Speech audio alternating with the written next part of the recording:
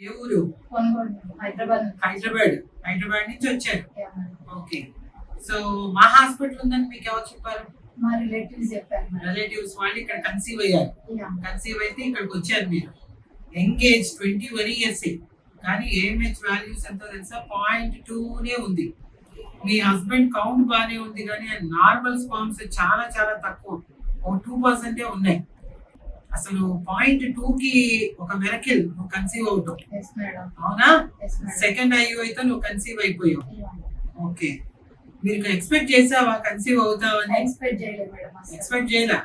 ఇంత ఇంత తక్కువ ఉంది ఏఎంహెచ్, అసలు నేను కన్సీవ్ అవుతానో లేదో అని కొంచెం భయపడినట్టుందో. అవును మేడం, అవునా? అసలు expect చేయలేదు. 3x వచ్చినాయి, సింగిల్ ప్రెగ్నెన్సీ, ఇప్పుడు almost 6 weeks, heart beat everything బాగా వచ్చింది.